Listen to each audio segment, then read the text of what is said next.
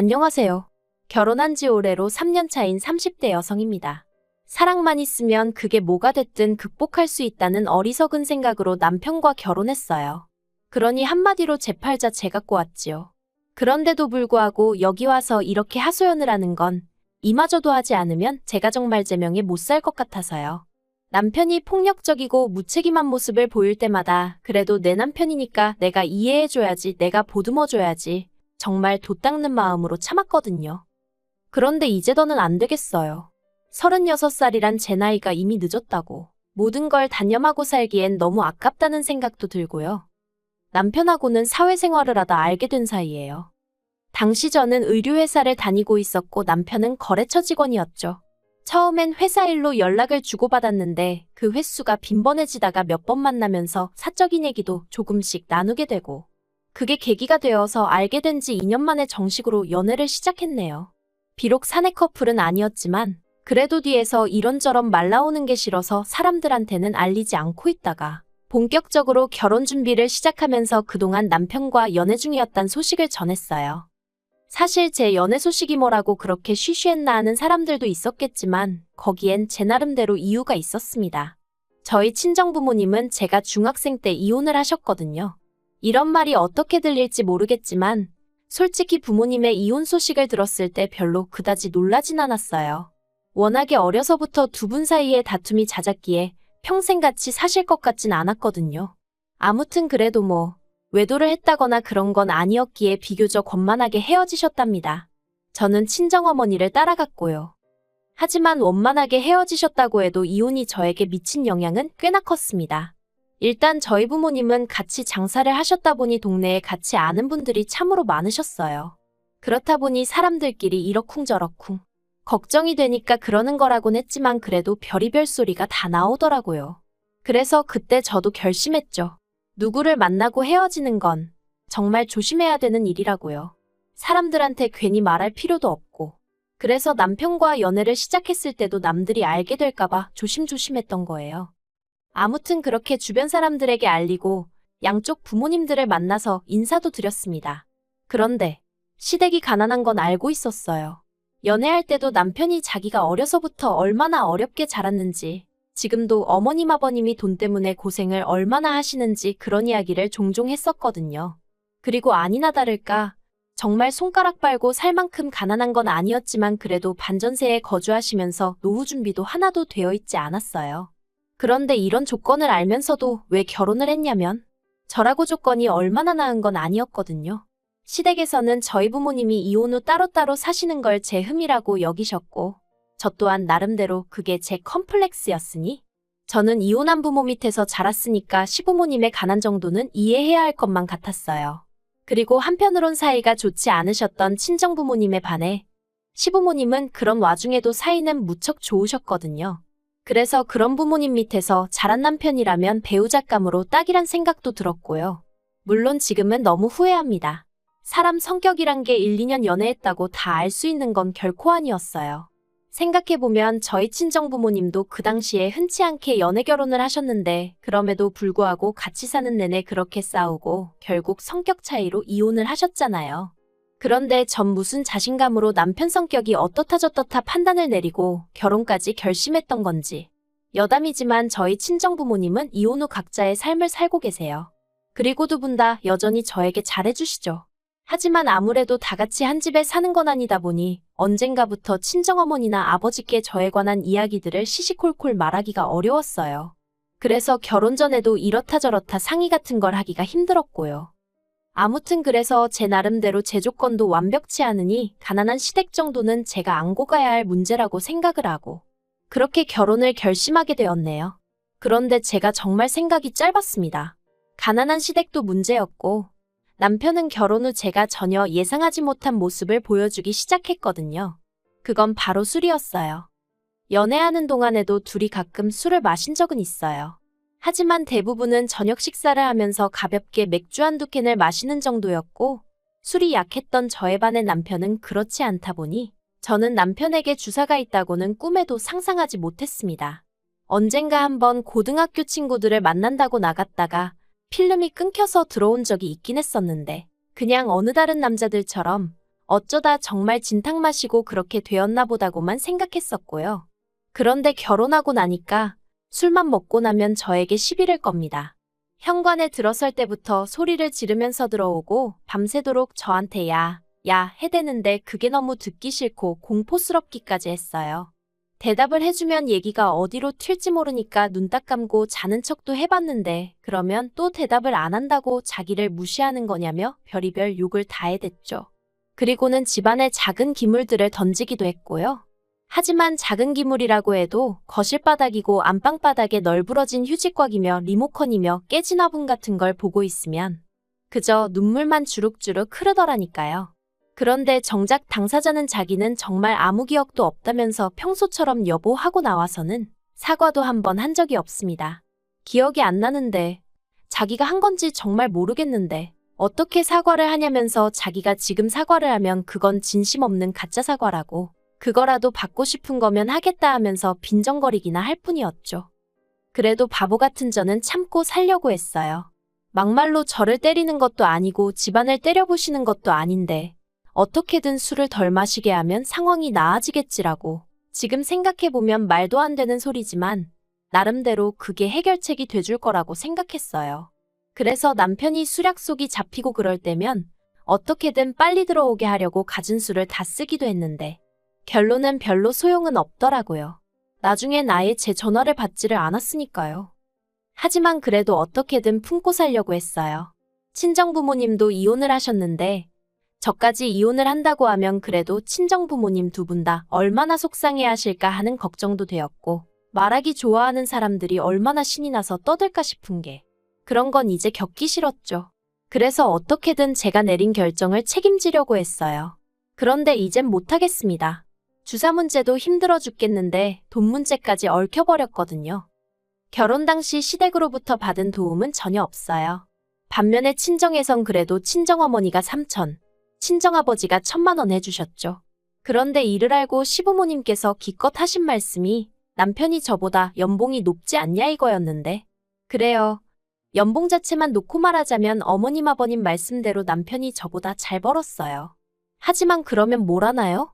주식이니 술이니 이래저래 저한테 주기도 전에 까먹는 돈이 얼마나 많았는데 그래도 저 별말 안 했습니다. 결혼 전에 약속한 생활비가 있었는데 그래도 그건 꼬박꼬박 가져다 주니까 그 외에는 남편이 어떻게 쓰던지 말던지 저도 신경 쓰기 싫고 머리 아프기 싫어서 말 안 했어요. 그리고 말이 나왔으니 말이지만 해주신 거 없다고 부모가 아닌 건 아닌데 그래도 가까이 산다는 이유로 그리고 이제 자식이 결혼까지 했으니 당신들도 남들처럼 효도 좀 받아봐야겠다는 말씀을 하시며 시도 때도 없이 저희를 불러대셨거든요. 점심 먹자, 저녁 먹자, 어디 맛집 가자, 영화 보러 가자. 그리고 그럴 때마다 돈은 의뢰껏 저희 부부가 냈고요. 그런데 어느 날 문득 제가 계산을 해보니까 그런 식으로 시부모님을 한 달에 적게는 5번 많게는 10번도 보더라고요. 그러니 그 돈이 얼마였겠어요. 그런데 저 친정부모님은 2년 동안 6번 뵈었습니다. 친정부모님이 멀리 사시고 따로 사신다고 해도 차이가 너무 심하잖아요. 그러니까 정신이 탁 드는 게 그러다 올해 초 어떤 계기로 제가 새로운 도전을 꿈꾸게 되었어요. 그런데 원래 도전이라는 게 돈이 없으면 어렵잖아요. 그리고 저는 절대 은연중에라도 뭘 바라거나 그런 뜻은 없었는데 별 생각 없이 친정어머니랑 통화 중에 얘기를 한 거죠. 배워보고 싶은 게 있는데 돈이 제법 들 것 같다. 지나가는 말처럼요. 그랬더니 친정어머니가 그러면 엄마가 좀 보태줄게 하시길래 제가 괜찮다고 안 도와주셔도 된다고 아주 손사래를 쳤거든요. 그런데 이튿날 친정어머니가 제 계좌로 2천만 원이랑 큰돈을 보내셨습니다. 이 돈이 어디서 났냐 하니까 어디서 나긴 엄마가 벌었지 하시는데 문득 이혼 후 혼자 고생하시던 친정어머니 모습이 생각나서 감정이 북받치더라고요. 그래서 이 돈은 절대 못 받는다 못 쓴다 했는데 괜찮다고 그냥 받으라며 꼭 뭘 배우는데 쓰지 않더라도 비상금으로 가지고 있으라셨어요. 아무리 가정주부라고 하더라도 얼마 정도는 주머니에 가지고 있어야 하는 법이라면서요. 그래서 제가 이거 안 줘도 나 돈 있어 하는데도 원래 엄마 마음이란 게 그렇지가 않다면서 그래서 더는 거절 안 하고 제가 갖고 있기로 한 거죠. 그런데 그런 일이 있고 얼마 지나지 않아 남편이 회사에서 사고를 치고 왔습니다. 남편이 회사 동료들하고 술 딱 한 잔만 하고 온다길래 그러라 한 게 화근이었죠. 새벽 2시 3시가 돼도 집에 안 오더니 경찰에서 연락이 왔어요. 사실 필름이 끊기는 일은 있었어도 저를 괴롭히긴 했어도 어떻게든 기어서라도 집에는 들어오던 인간이었거든요. 그런데 경찰에서 연락이 왔으니 얼마나 제가 놀랐겠어요. 그래서 불이 나게 경찰서로 쫓아갔더니 세상에 남편이 자기 동료를 팼더라고요.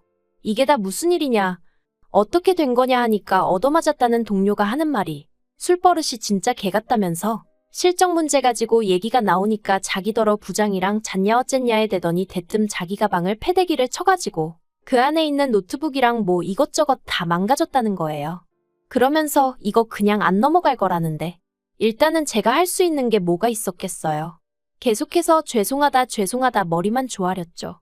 그리고 어떻게 해서 집에 데리고 오기는 했는데 이건 진짜 왼수도 이런 왼수가 없다 싶은 게 속 터져 죽겠더라고요. 하지만 여기까지 했으면 됐다. 나머지는 남편이 알아서 하게 내버려둘 심산이었습니다. 자기도 술 처먹고 사고를 치면 어떤 후폭풍이 오는지 알아야 할 거 아닌가 싶어서요. 그런데 바로 다음날 회사에 출근은 했는데 이제 회사에서도 난리가 났나 봐요. 그 맞았다는 동료가 저희 남편이 부장이랑 잤냐 어쨌냐 그랬다는 소리까지 다 얘기를 해서는 그 부장도 명예훼손으로 고소하겠다고 뒤집어지고 그러자 회사에선 남편더러 합의해라. 합의하면 회사에서 내보내진 않겠다 그렇게 나오더랍니다. 남편이 그 이야기를 저한테 하면서 아주 징징거리고 쥐어짜대는데 솔직히 제 기분이요? 뭐 어쩌라고였어요. 내가 너 그렇게 술 처먹고 다닐 때 알아봤다 이거였죠.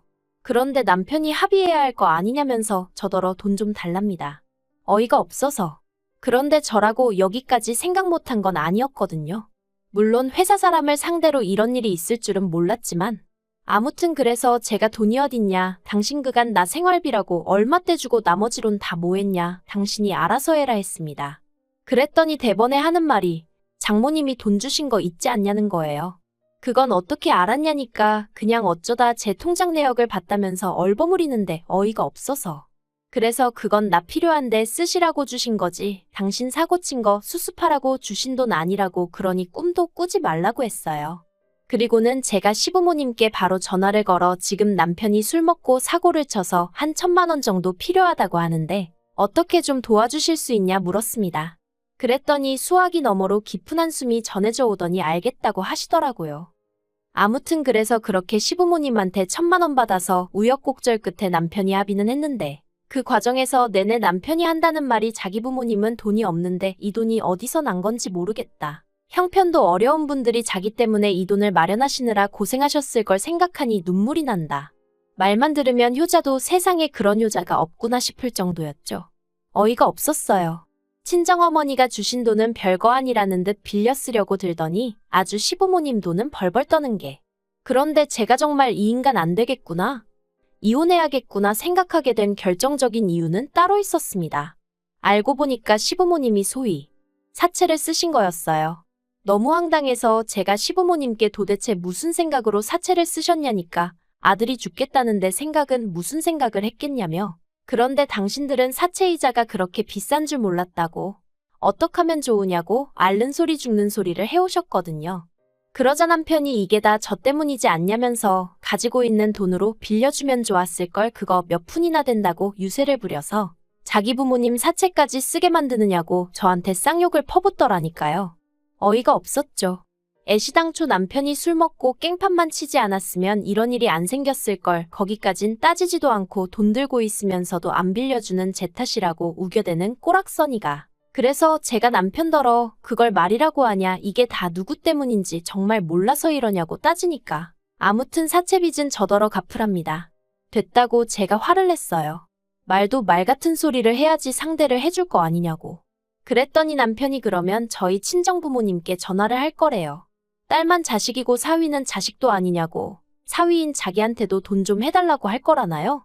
제가 그러기만 해보라고 가만 안 둘 거라고 했습니다.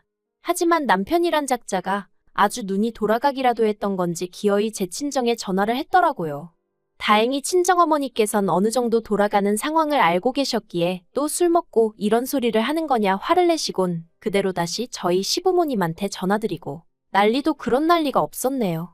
그래도 다행히 저희 시부모님도 이번 일을 통해서 남편의 주사가 생각보다 심한 문제라는 걸 인지하셨기에 저와 친정부모님께 유감의 뜻을 전해오긴 하셨습니다만 결국 그 염치라는 것도 핏줄의 흐르기라도 아는 건지 어찌됐건 일단 급한 불은 꺼야 하지 않겠냐며 어머님께서 저희 친정어머니더러 돈 좀 빌려달라고 하셨다는 겁니다.